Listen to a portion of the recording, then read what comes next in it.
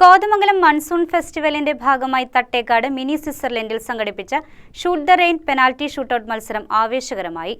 Thriller ഫൈനലിൽ friends club ഉരുളന്തണ്ണിക്ക് കിരീടം.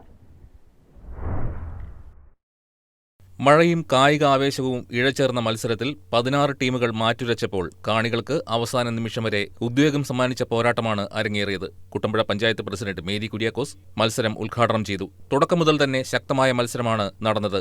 വിവിധ റൗണ്ടുകൾ പിന്നിട്ട് ഫൈനലിലെത്തിയ ഫ്രണ്ട്സ് ക്ലബ്ബ് ഉരുളന്തണ്ണിയും ജോഗോ ബോണിറ്റോ കമ്പനിപ്പടിയും തമ്മിലുള്ള പോരാട്ടം മത്സരത്തിന്റെ ഹൈലൈറ്റായി.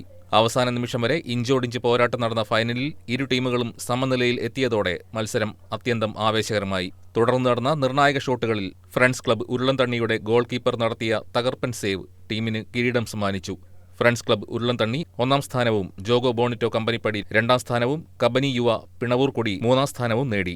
1-ാം സമ്മാനമായി 3000 രൂപയും 2-ാം സമ്മാനമായി 2000 രൂപയും 3-ാം സമ്മാനമായി 1000 രൂപയുമാണ് വിജയികൾക്ക് ലഭിച്ചത്.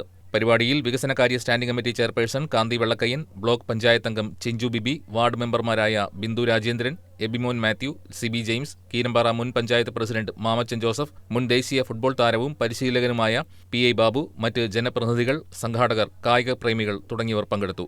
മൺസൂൺ ഫെസ്റ്റിവലിന്റെ ഭാഗമായി സംഘടിപ്പിച്ച വ്യത്യസ്ത കായിക വിനോദ പരിപാടികൾക്ക് ലഭിക്കുന്ന ജനപങ്കാളിത്തം കോതമംഗലത്തെ മൺസൂൺ ടൂറിസം ആഘോഷത്തിന് കൂടുതൽ കരുത്തേകുന്നതായി സംഘാടകർ പറഞ്ഞു. News desk KCV news.